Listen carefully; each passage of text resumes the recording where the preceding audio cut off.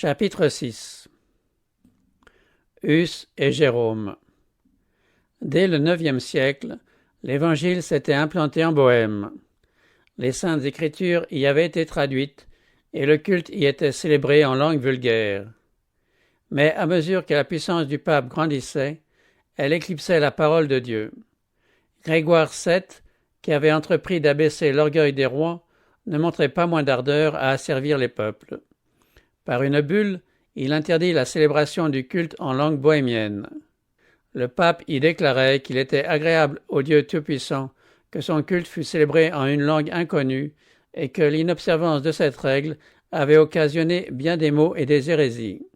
Rome jetait ainsi un épais suaire sur la parole de Dieu et laissait les peuples dans les ténèbres.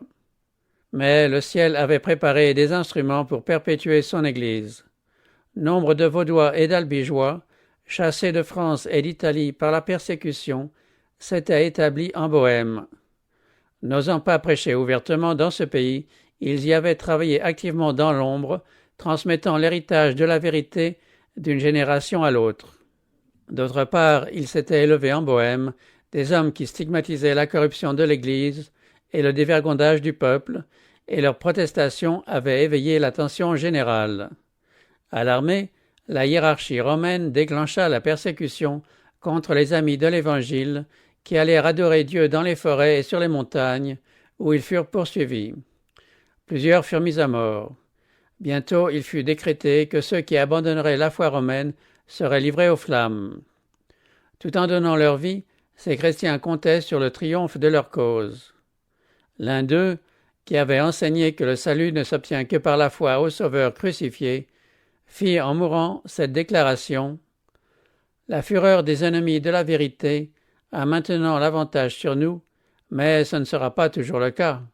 Il s'élèvera d'entre le peuple un homme sans épée et sans autorité contre lequel ils ne pourront rien. » L'époque où Luther devait paraître était encore bien éloignée, mais une voix allait se faire entendre dont le témoignage contre Rome devait émouvoir les peuples.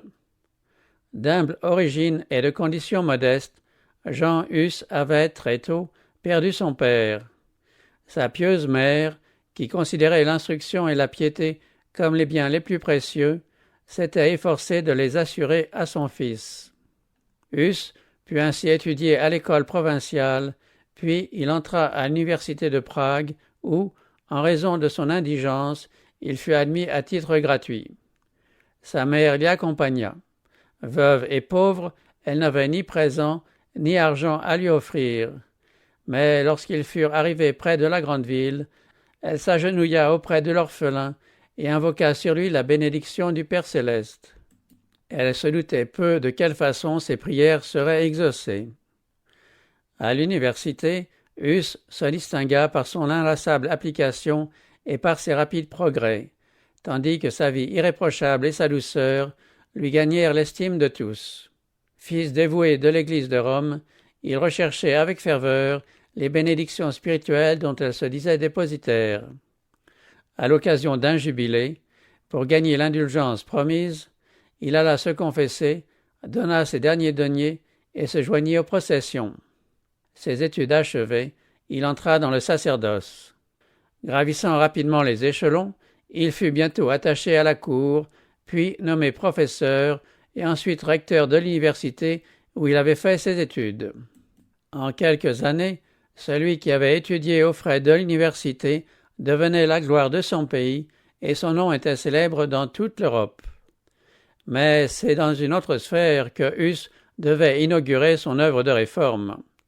Plusieurs années après son ordination à la prêtrise, il fut nommé prédicateur à la chapelle de Bethléem, dont le fondateur attachait une grande importance à la prédication des Écritures dans la langue du peuple, coutume que l'opposition de Rome n'avait pas complètement abolie en Bohême.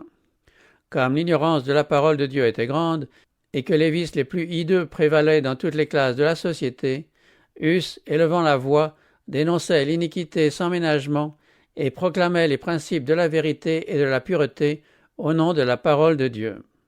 Un citoyen de Prague, du nom de Jérôme, qui par la suite fut intimement lié avec Hus, avait rapporté à son retour d'un voyage en Angleterre les écrits de Wycliffe.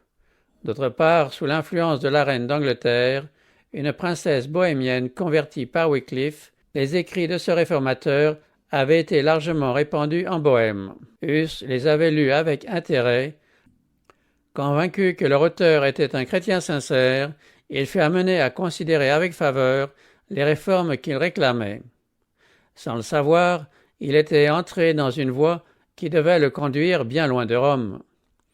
En ce temps-là, arrivèrent d'Angleterre à Prague 2 savants étrangers qui, ayant reçu la lumière, venaient la répandre dans ce lointain pays. Ayant attaqué ouvertement la suprématie du pape, ils furent réduits au silence par les autorités. Mais, ne voulant pas abandonner leur entreprise, ils eurent recours à un autre moyen de propagande. Artistes aussi bien que prédicateurs, ils mirent à profit leur talent et peignirent 2 tableaux sur une muraille exposée au public. Un de ces tableaux représentait l'entrée de Jésus à Jérusalem, plein de douceur et monté sur un âne, et suivi de ses disciples nu-pieds et grossièrement vêtus. Sur l'autre, on voyait une procession pontificale. En tête, le pape couvert de son plus fastueux costume, la triple couronne sur la tête. Il était monté sur un coursier richement carapassonné, précédé de trompettes et suivi de cardinaux somptueusement vêtus. Il y avait dans cette décoration murale un sermon à la portée de toutes les classes de la société et dont la morale n'échappait à personne. La foule se ressemblait devant ces tableaux. Plusieurs étaient profondément impressionnés par le contraste entre l'humilité du maître et l'orgueil du pape, son soi-disant serviteur. Devant l'agitation qui se produisait dans Prague, les 2 étrangers jugèrent prudent pour leur sécurité de s'éloigner. Mais l'enseignement qu'ils avaient donné ne fut pas oublié. Leurs tableaux frappèrent Huss, qui se mit à étudier plus soigneusement les Écritures et les écrits de Wycliffe.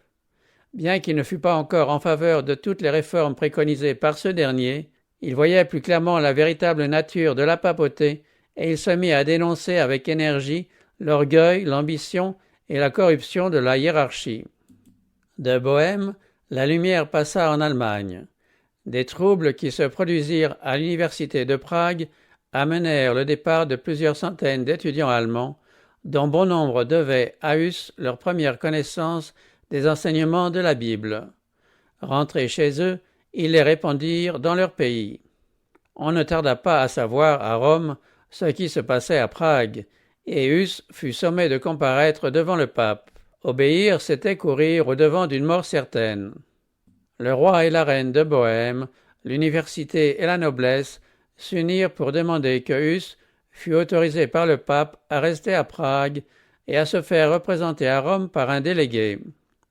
Au lieu d'accueillir favorablement cette requête, le pape procéda au jugement de Huss, le condamna et mit la ville de Prague en interdit.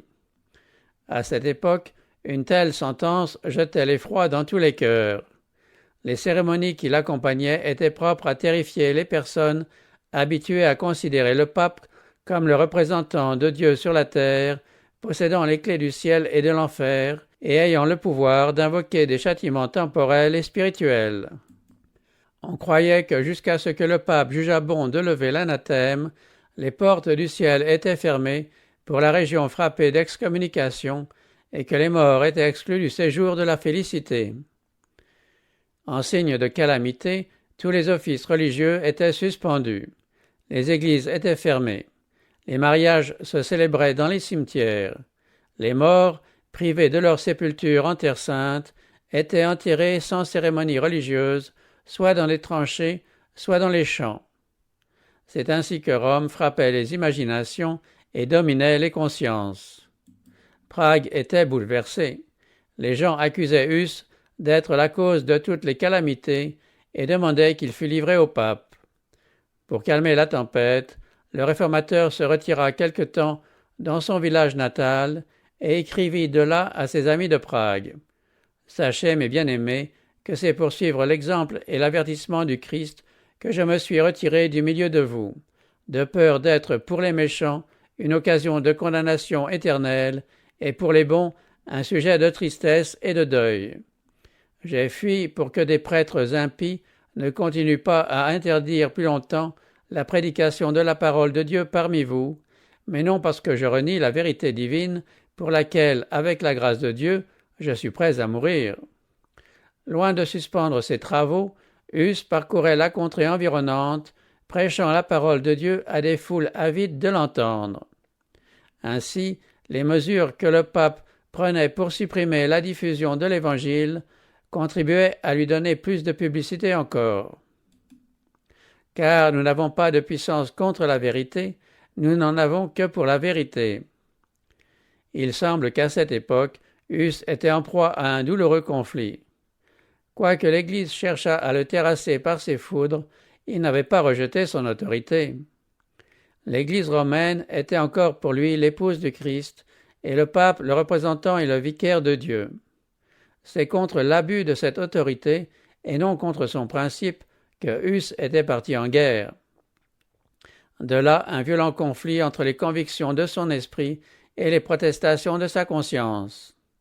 Si l'autorité papale était légitime et infaillible, comme il le croyait, comment se faisait-il qu'il se sentît poussé à lui résister? Obéir, il s'en rendait compte, serait commettre un péché. Mais pourquoi l'obéissance à une Église infaillible le plaçait-elle dans cette impasse? Telle était l'énigme qu'il ne pouvait résoudre. Tel était le doute qui le harcelait sans répit. Finalement, il comprit qu'il se trouvait devant une répétition de ce qui était arrivé au temps du Sauveur, à savoir que les prêtres de l'Église s'étaient pervertis et se servaient d'un pouvoir légitime en faveur de desseins illégitimes. Cette pensée l'amena à adopter et à proposer à d'autres cette règle de conduite. Les maximes et les préceptes des Saintes Écritures doivent diriger notre conscience.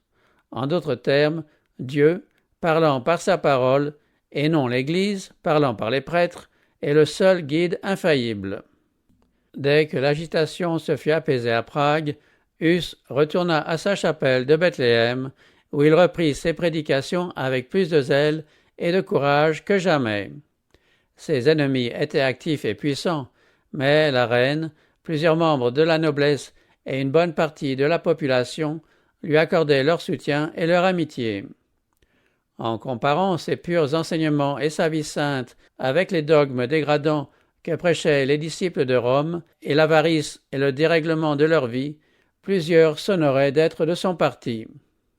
Jusqu'alors, Huss avait été seul à la tâche, mais à partir de ce moment, Jérôme de Prague, qui, pendant un séjour en Angleterre, avait accepté les enseignements de Wycliffe, devint son collaborateur. Unis désormais pour la vie, il devait l'être aussi dans la mort. Joignant à un génie brillant une éloquence rare et une vaste érudition, Jérôme avait tout ce qu'il fallait pour gagner la faveur populaire. Mais Huss le dépassait au point de vue de la force de caractère. Sa pondération était un frein salutaire pour l'impulsif Jérôme, qui acceptait avec une véritable humilité les conseils de son ami. Leurs travaux réunis imprimaient à la réforme une impulsion nouvelle. Sans révéler à ces hommes de son choix toute la lumière qui devait être donnée au monde, Dieu leur fit voir plusieurs des erreurs de l'Église. Par leurs moyens, il faisait sortir le peuple des ténèbres, mais graduellement et pas à pas, en tenant compte des nombreux et sérieux obstacles à surmonter. Non préparés à contempler la vérité dans tout son éclat, ils s'en fussent détournés, éblouis, telle une personne qui passe de l'obscurité à la clarté du soleil de midi. Siècle après siècle, d'autres ouvriers fidèles allaient être chargés de conduire les âmes plus loin encore sur le chemin de la réforme. Le schisme de l'Église durait encore. 3 papes se disputaient maintenant la tiare, et leur lutte engendrait partout des troubles et des crimes. Non contents de se lancer réciproquement leur foudre spirituelle, les candidats au trône pontifical eurent recours à la force. Chacun d'eux se mit en devoir de se procurer une armée, mettant en vente à cet effet les charges, les bénéfices et les grâces spirituelles de l'Église. Suivant l'exemple de leurs supérieurs, les prêtres se livraient à la simonie, soit pour évincer des rivaux, soit pour accroître leur puissance. Avec une hardiesse de jour en jour grandissante, Huss tenait contre ces abominations pratiquées sous le couvert de la religion, et le peuple accusait ouvertement les chefs de l'Église d'être la cause des maux qui accablaient la chrétienté. La ville de Prague se vit derechef à la veille d'un conflit sanglant. Comme autrefois le prophète Élie, le serviteur de Dieu était accusé de jeter le trouble en Israël. De nouveau, la ville fut frappée d'interdit, et Huss se retira dans son village natal. Il avait fini de rendre son fidèle témoignage dans sa chère chapelle de Bethléem.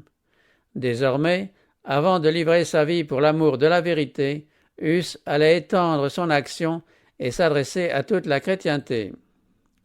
En vue de remédier aux maux qui désolaient l'Europe, l'empereur Sigismond demanda à l'un des 3 papes rivaux de convoquer un concile général à Constance.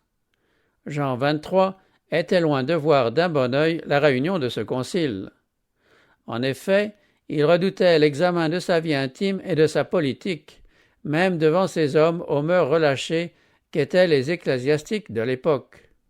Il n'osa pas, toutefois, s'opposer à la volonté de l'empereur. Les 2 grands objets du concile étaient de mettre un terme au schisme de l'Église et d'extirper l'hérésie. En conséquence, les 2 antipapes, aussi bien que le principal propagateur des idées nouvelles, Jean Hus, furent sommés de comparaître devant l'Assemblée. Les 2 premiers, craignant pour leur sécurité, s'y firent représenter par des délégués. Jean XXIII, qui avait convoqué le concile, ne vint à Constance qu'avec de vives appréhensions. Il soupçonnait l'empereur de nourrir secrètement le projet de le faire déposer et redoutait fort d'être appelé à répondre des vices qui avaient déshonoré sa tiare, aussi bien que des crimes qui lui en avaient assuré la possession. Il fit néanmoins son entrée à Constance en grande pompe, escorté des membres du haut clergé et d'une suite de courtisans. Sa tête était protégée par un baldaquin doré soutenu par 4 notables. On portait l'hostie devant lui. L'éclat du cortège était rehaussé par les riches costumes des cardinaux et de la noblesse. Le clergé et les magistrats de la ville allèrent à la rencontre du pape pour lui souhaiter la bienvenue. Un autre voyageur approchait en même temps de Constance, c'était Huss. Conscient des dangers qui le menaçaient, il avait dit à ses amis un dernier adieu et s'était mis en route, convaincu qu'il se dirigeait vers le bûcher. Bien qu'il eût obtenu un sauf-conduit du roi de Bohême et en eût reçu un autre en cours de route de l'empereur Sigismond, il avait pris toutes ses dispositions en vue de sa mort probable. Dans une lettre à ses amis de Prague, il écrivait « Mes frères, je pars. Muni d'un sauf-conduit du roi, je vais au-devant de nombreux et mortels ennemis. Je me confie entièrement au Dieu Tout-Puissant et en mon Sauveur. J'espère qu'il exaucera vos ardentes prières, qu'il mettra la prudence et la sagesse en ma bouche, et qu'il m'accordera son Saint-Esprit pour me fortifier dans sa vérité, de sorte que j'affronte avec courage les tentations, la prison et, si c'est nécessaire, une mort cruelle. Jésus-Christ a souffert pour ses bien-aimés, nous laissant son exemple, afin que nous endurions patiemment nous-mêmes toutes choses pour notre propre salut. Il est Dieu et nous sommes ses créatures, il est le Seigneur et nous sommes ses serviteurs, il est le Maître du monde et nous sommes de chétifs mortels. Cependant, il a souffert, pourquoi ne souffririons-nous pas, surtout lorsque la souffrance est pour nous un moyen de purification? Ainsi donc, mes bien-aimés, si ma mort doit contribuer à sa glorification, priez pour qu'elle vienne promptement et pour que Dieu m'accorde de supporter tous mes malheurs avec patience. Mais s'il est préférable que je revienne au milieu de vous, demandons à Dieu que je reparte sans tâche de ce concile, c'est-à-dire sans avoir rien retranché de la vérité de l'Évangile, afin de laisser à mes frères un bel exemple à suivre.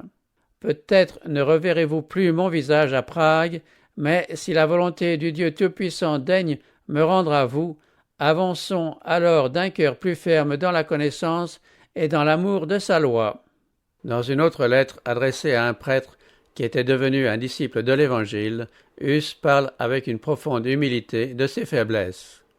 Il s'accuse d'avoir pris plaisir à porter de riches vêtements et d'avoir gaspillé des heures à des occupations frivoles. Puis il ajoute cette touchante exhortation que la gloire de Dieu et le salut des âmes occupent seul ton esprit et non la possession de bénéfices et d'héritages. Prends garde à ne point orner ta maison plus que ton âme et donne surtout tes soins à l'édifice spirituel. Sois pieux et humble avec les pauvres et ne dépense pas ton bien en festin. Si tu n'amendes ta vie et ne t'abstiens de vêtements somptueux et de superfluités, je crains que tu ne sois gravement châtié comme je le suis moi-même. Tu as connu mes prédications et mes exhortations dès ton enfance. Il est donc inutile que je t'écrive davantage. Mais je te conjure, par la miséricorde de notre Seigneur, de ne me suivre dans aucune des vanités où tu m'as vu tomber. Il ajouta sur l'enveloppe, « Je te conjure, ami, de ne point rompre ce cachet avant d'avoir acquis la certitude de ma mort. » Pendant toute la durée de son voyage, Huss eut la preuve que sa doctrine était connue au loin, et il put constater la faveur dont sa cause était l'objet. Le peuple accourait au-devant de lui. Dans quelques villes, il était escorté par les magistrats. Arrivé à Constance, il jouit d'abord d'une entière liberté. Le pape ajouta au sauf-conduit de l'empereur une assurance personnelle de sa protection. Mais peu après, au mépris de ses nombreuses et solennelles déclarations, par ordre du pape et des cardinaux, le réformateur fut arrêté et jeté dans une prison infecte et plus tard transféré dans un château fort au bord du Rhin. Ne tirant pas grand profit de sa perfidie, le pape se vit à son tour interné dans le même château. Convaincu devant le concile des crimes les plus odieux, entre autres de meurtre, de simonie, d'adultère et de péchés que la décence ne permet pas de mentionner, telle est la déclaration du concile, Jean XXIII fut privé de la tiare. Les antipapes furent également déposés et un nouveau pontife fut choisi. Le même concile, tout en réclamant une réforme et en déposant le pape pour des crimes plus énormes que ceux dont Huss accusait les prêtres, voulut aussi en finir avec le réformateur. L'incarcération de Huss avait provoqué une grande indignation en Bohême. De puissants seigneurs adressèrent au concile une protestation véhémente contre cet affront. L'empereur, qui répugnait à la violation d'un sauf-conduit, s'opposait aux machinations des ennemis du réformateur. Acharnés et résolus, ceux-ci firent appel aux préjugés de Sigismond et à son zèle pour l'Église. Ils établirent par de longs arguments qu'on n'était pas tenu, malgré les sauf-conduits des empereurs et des rois, de garder la foi aux hérétiques, ni aux personnes suspectes d'hérésie, et ils finirent par l'emporter. Affaibli par la maladie, par sa longue réclusion, par l'air humide et infect de son cachot, et par une fièvre qui faillit mettre un terme à ses jours, Huss fut enfin appelé à comparaître devant le concile. Chargé de chaînes, il parut devant l'empereur qui avait pris sur son honneur et sa bonne foi l'engagement de le protéger. Au cours d'un long interrogatoire, le réformateur soutint fermement la vérité. En présence des dignitaires réunis de l'Église et de l'Empire, il fit entendre une protestation solennelle contre les désordres de la hiérarchie. Mis en demeure de choisir entre la rétractation et la mort, il choisit cette dernière. Huss avait été visiblement soutenu par la grâce de Dieu. Pendant les semaines de souffrance qui s'écoulèrent avant la sentence définitive, il avait joui d'une paix céleste. Il écrivait à un ami « Je trace ces lignes dans ma prison et de ma main enchaînée, attendant de subir demain ma sentence de mort. Lorsque nous nous retrouverons dans l'heureuse éternité, tu sauras avec quelle clémence le Seigneur a daigné m'assister dans mes cruelles épreuves. » De sa triste prison, Huss prévoit le triomphe de la vraie foi. Dans un songe, il voit sa chapelle de Bethléem, où il avait prêché l'Évangile. Il voit le pape et ses évêques occupés à effacer les images du Christ qu'il avait fait peindre sur les parois. Il en est très affligé. Mais le lendemain, il voit de nouveau dans un rêve plusieurs peintres occupés à repeindre les images en plus grand nombre et avec des couleurs plus vives. Ce travail achevé, les peintres, entourés d'une grande foule, s'écrient « Que maintenant viennent pape et évêques, ils ne les effaceront plus jamais. » Après avoir relaté ce dernier songe, le réformateur ajoute « Je tiens ceci pour certain, que l'image du Christ ne sera jamais effacée. Ils ont voulu la détruire, mais elle sera peinte à nouveau dans les cœurs par de meilleurs prédicateurs que moi. Quand, pour la dernière fois, Huss comparut devant le concile, il se trouva dans une nombreuse et brillante assemblée où l'on remarquait l'empereur, les princes de l'Empire, les délégués royaux, les cardinaux, les évêques. Des prêtres et une foule immense étaient présents.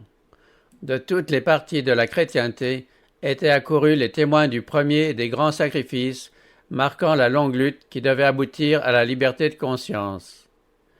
Invité à faire part de sa décision finale, Huss répéta son refus d'abjurer, puis, portant son regard pénétrant sur le monarque honteusement infidèle à sa parole d'honneur, il ajouta « Je suis venu à ce concile de mon plein gré et sous la foi publique et la protection de l'empereur ici présent. » Alors tous les regards se tournèrent vers Sigismond, dont le visage s'empourpra.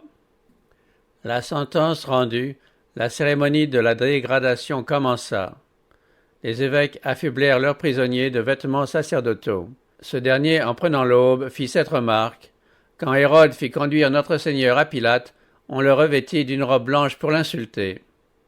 Exhorté Déréchef à se rétracter, il répondit en se tournant vers le peuple.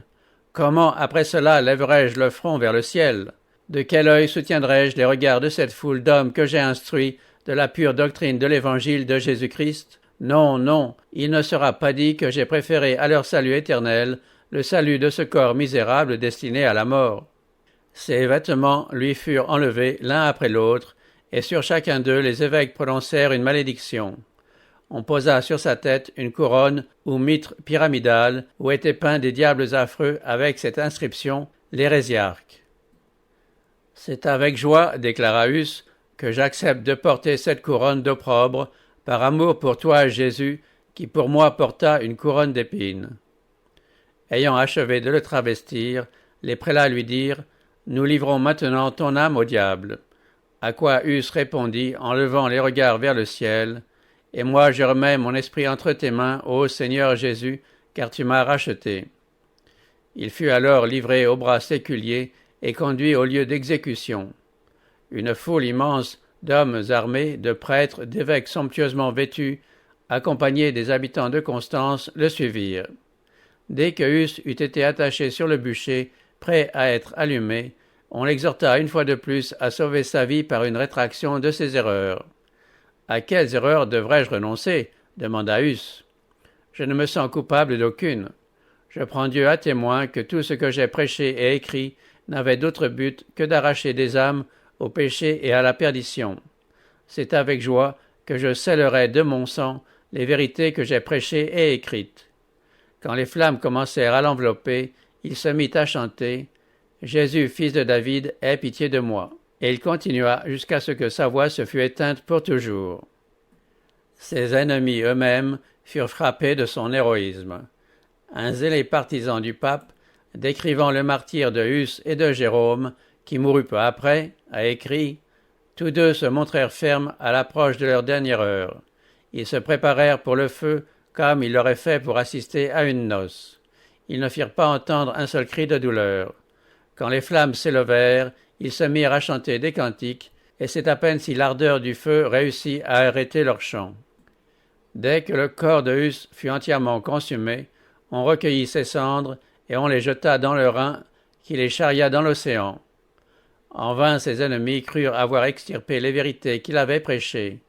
Ils ne se doutaient pas que ces cendres perdues dans la mer seraient semblables à une semence qui se répandrait dans tous les pays de la terre et produirait dans des contrées encore inconnues des fruits abondants à la gloire de la vérité. La voix courageuse qui s'était fait entendre dans les salles du concile de Constance allait éveiller des échos dans tous les siècles suivants. Huss n'était plus, mais les vérités pour lesquelles il était mort ne pouvaient périr. Son exemple de foi et de constance devait encourager des multitudes à tenir ferme pour la vérité en face des tortures et de la mort. Son exécution avait dévoilé la perfide cruauté de Rome aux yeux du monde entier.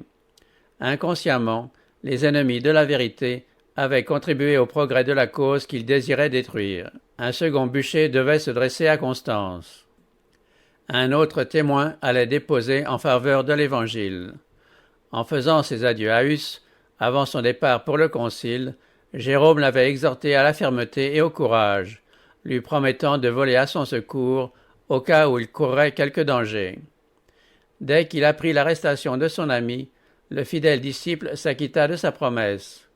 Sans aucun sauf-conduit, escorté d'un seul compagnon, il se mit en route pour Constance. Arrivé dans cette ville, il se rendit compte de l'impossibilité dans laquelle il se trouvait de porter secours à Huss et du danger qu'il courait. Il s'enfuit aussitôt, mais il fut rejoint, arrêté et ramené, chargé de chaînes, sous bonne garde. Lors de sa première comparution, ses tentatives pour se justifier des accusations portées contre lui furent accueillies par les cris « Aux flammes, aux flammes !» Reconduit en prison, enchaîné dans une position douloureuse, n'ayant pour toute nourriture que du pain et de l'eau, Jérôme, après quelques mois de ce régime, tomba malade et fut bien près de la mort. Ses ennemis, craignant qu'il ne leur échappe, adoucirent son sort, mais le laissèrent encore en prison toute une année. La mort de Huss n'avait pas produit l'effet que ses ennemis en avaient attendu. La violation du sauf-conduit avait déchaîné une tempête d'indignation. Aussi le concile jugea-t-il qu'il était préférable d'arracher si possible à Jérôme une rétractation plutôt que de le livrer aux flammes. Il fut amené devant l'Assemblée, qui lui offrit l'alternative de la rétractation ou du bûcher. Au commencement de sa captivité, la mort eût été pour Jérôme une grâce en comparaison des souffrances qu'il devait endurer. Mais alors, affaibli par la maladie et par la réclusion, déprimé par l'anxiété et l'attente, séparé de ses amis et abattu par la mort de Huss, sa constance l'abandonna. Il consentit à se soumettre au concile et accepta le décret condamnant les doctrines de Wycliffe et de Huss, sans abandonner toutefois les saintes vérités qu'ils avaient enseignées. Par ce compromis, Jérôme espérait calmer la voix de sa conscience et échapper à la mort. Mais réintégré dans la solitude de sa prison, il comprit mieux ce qu'il avait fait. Le courage et la fidélité de Huss se présentèrent à lui en contraste avec son reniement de la vérité. Il reporta ses pensées sur le divin maître qu'il s'était engagé à servir et qui, par amour pour lui, avait souffert la mort de la croix. Avant sa rétractation, Jérôme avait été soutenu dans toutes ses souffrances par l'assurance de la grâce divine. Mais maintenant, son âme était torturée par le doute et le remords. Il comprenait que pour être en paix avec Rome, il devrait faire de nouvelles concessions et que la voie dans laquelle il était entré ne pouvait aboutir qu'à une complète apostasie. Aussi prit-il la résolution de ne point consentir, pour s'épargner une courte période de souffrance, à renier son Sauveur. Il fut bientôt ramené devant le concile. Ses juges n'étaient pas encore satisfaits de sa soumission. Leur soif de sang, excitée par la mort de Huss, exigeait de nouvelles victimes. Seule une répudiation complète de la vérité pouvait arracher Jérôme à la mort. Mais celui-ci avait résolu de confesser sa foi et de suivre son frère et ami jusque dans les flammes du bûcher. Il retira sa première rétractation et, comme tout condamné à mort, il sollicita le droit de présenter sa défense.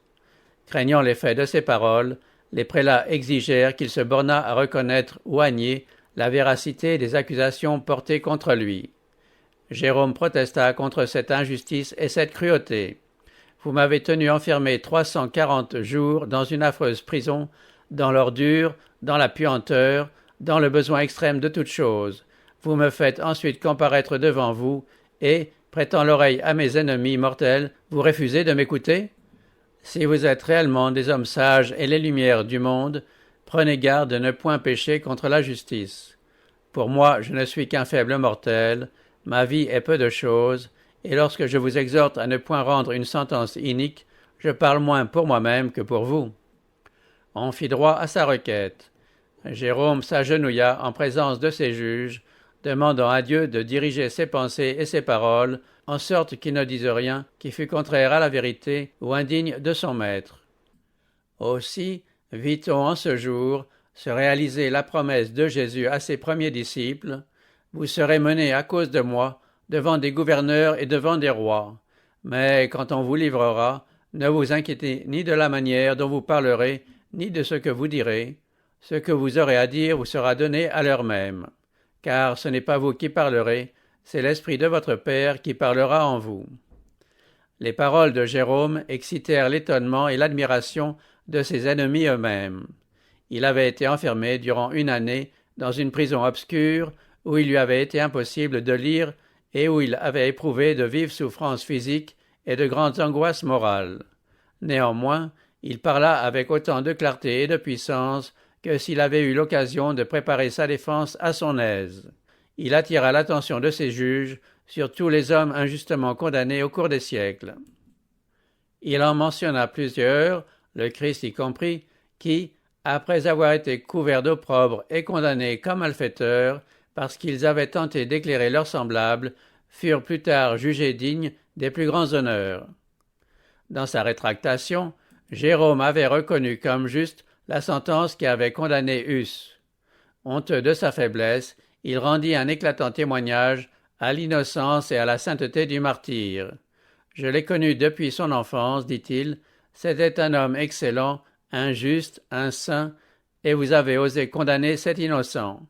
Moi aussi, je suis prêt à mourir, je ne reculerai pas devant le supplice que me préparent mes ennemis et de faux témoins qui devront un jour rendre compte de leurs impostures devant le grand Dieu que rien ne peut tromper. » Parlant des remords que lui occasionnait son reniement, Jérôme poursuivit « De tous les péchés que j'ai commis depuis ma jeunesse, aucun ne me pèse davantage et ne me cause de plus poignants remords que celui que j'ai commis en ce lieu fatal lorsque j'ai approuvé la sentence inique rendue contre Wycliffe et contre ce saint martyr Jean Hus, mon maître et mon ami. Oui, je le confesse de cœur et de bouche, je le dis avec horreur, j'ai honteusement failli par crainte de la mort en condamnant leur doctrine.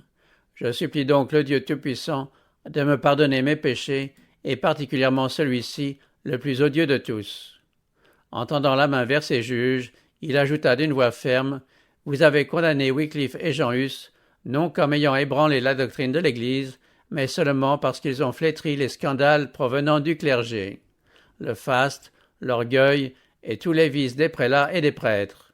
Les choses qu'ils ont dites et qui sont irréfutables, je les pense et je les dis comme eux. » Frémissant de colère, les prélats l'interrompirent en s'écriant « Qu'est-il besoin d'autres preuves? Nous voyons de nos yeux le plus obstiné des hérétiques. » Sans se laisser émouvoir par cette tempête, Jérôme continua. « Et quoi? Pensez-vous donc que je craigne la mort? Vous m'avez retenu toute 1 année au fer, dans un affreux cachot, plus horrible que la mort même.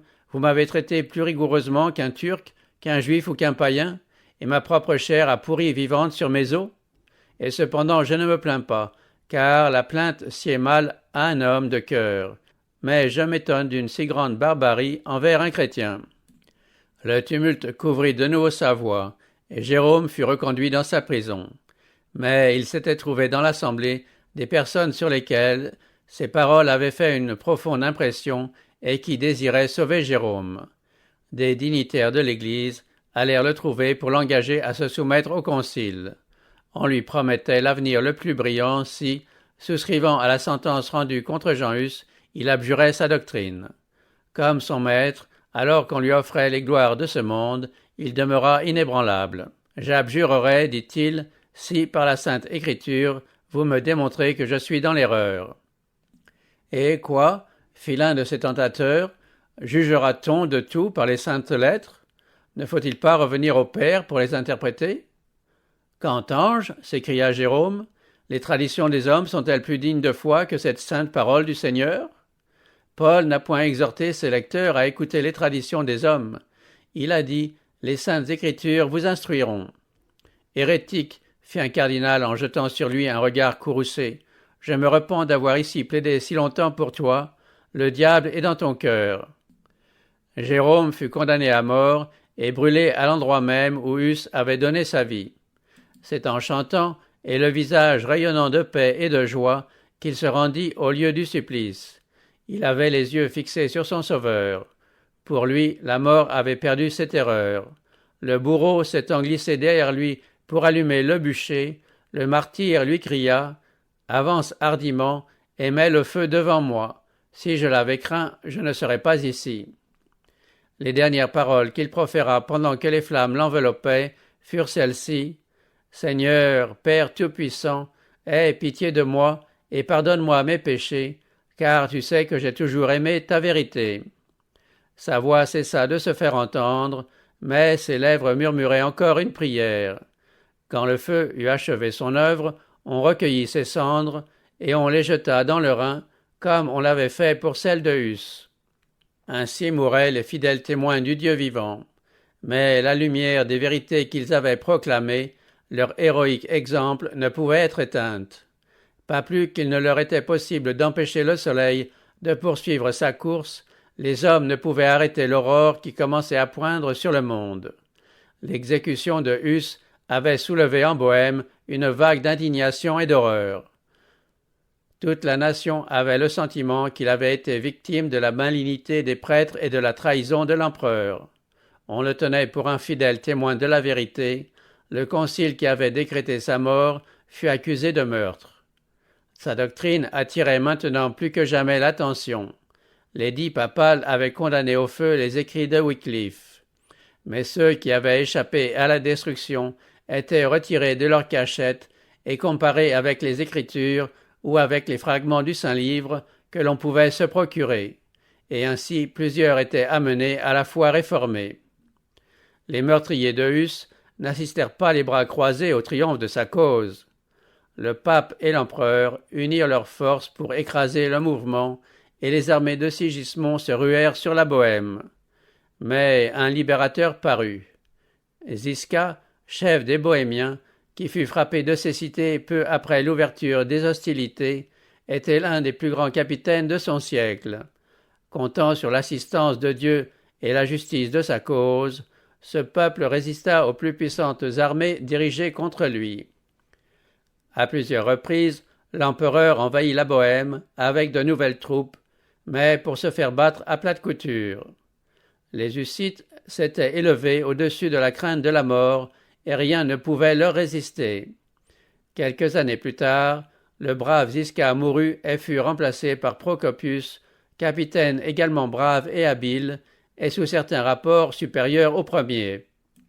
Apprenant la mort du général aveugle, les ennemis des Bohémiens jugèrent le moment propice pour regagner tout le terrain perdu. Le pape proclama une croisade contre les Hussites et Derechef, une immense armée, envahit la Bohême, mais pour aller une fois de plus au-devant d'une sanglante défaite.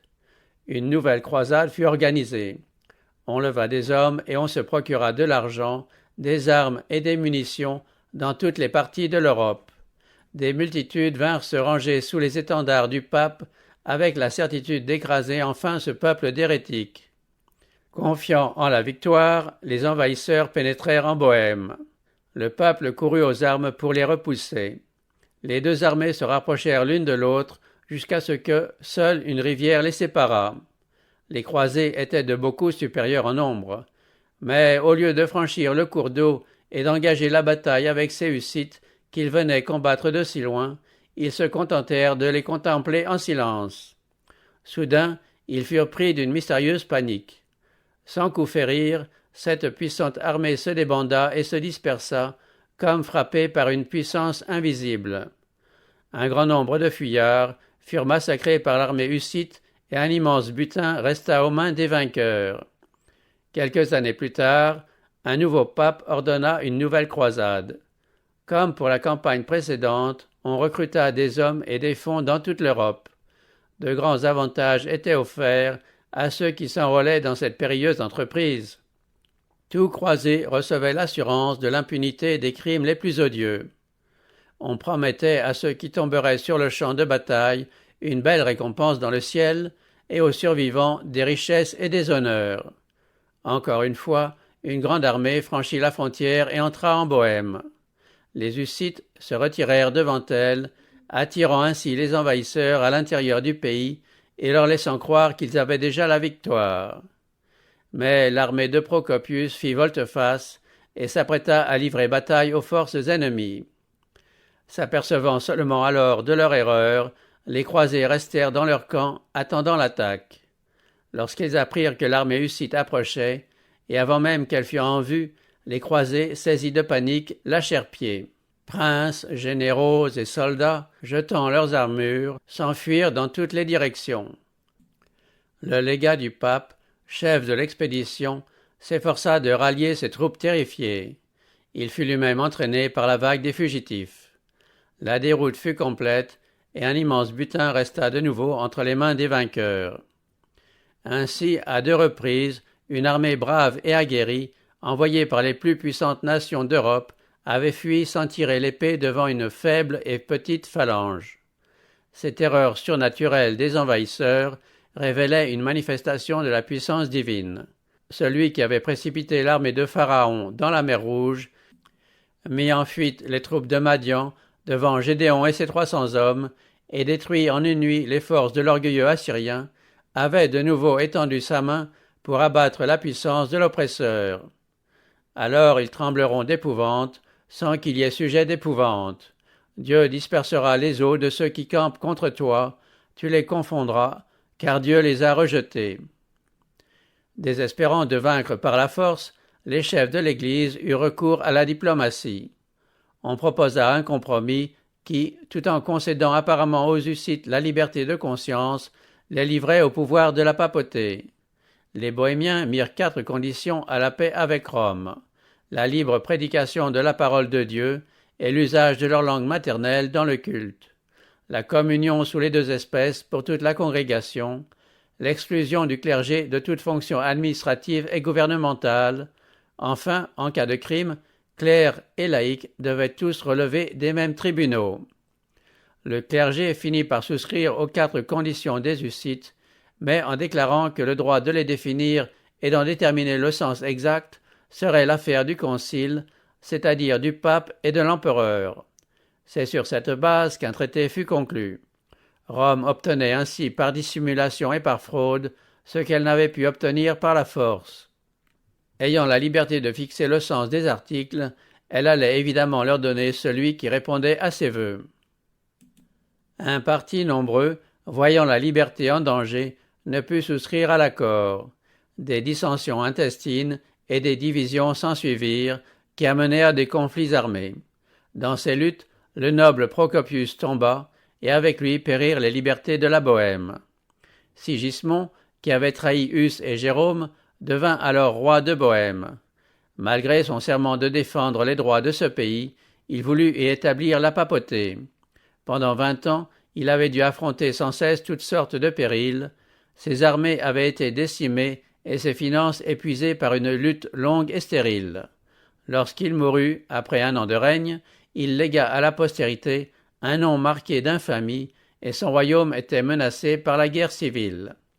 Les divisions, les tumultes et les effusions de sang se prolongèrent. Des armées étrangères envahirent encore la Bohême, et la nation continua d'être bouleversée par des luttes intestines.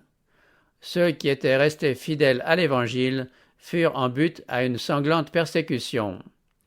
Voyant que les erreurs de Rome étaient adoptées par ceux de leurs anciens frères qui avaient fait un pacte avec elle, les adhérents de l'antique foi constituèrent une église distincte qui prit le nom d'église de l'unité des frères.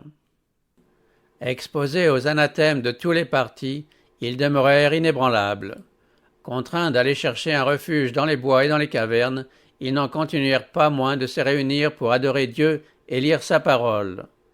Par des messagers qu'ils avaient envoyés secrètement en divers pays, ils apprirent qu'il y avait çà et là, dans diverses villes, des témoins isolés de la vérité, exposés comme eux à la persécution, et qu'il existait dans le massif alpestre une ancienne église bâtie sur le fondement des Saintes Écritures et protestant contre l'idolâtrie romaine.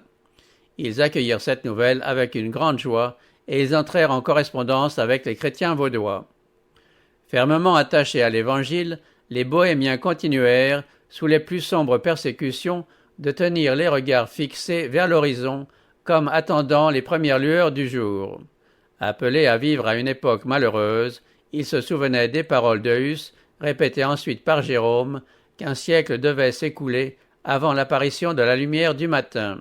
Ces paroles furent pour les Taborites, les Hussites, ce que celles de Joseph avaient été pour les 12 tribus pendant leur servitude. « Je vais mourir, mais Dieu vous visitera certainement, et il vous fera remonter de ce pays. La fin du XVe siècle fut témoin de l'accroissement lent mais constant des églises des frères. Loin d'être libres, ceux-ci jouirent néanmoins d'un repos relatif. Au commencement du XVIe siècle, il comptait 200 congrégations en Bohême et en Moravie. Ainsi, un reste considérable de réchappés du feu et de l'épée put voir l'aurore du jour annoncé par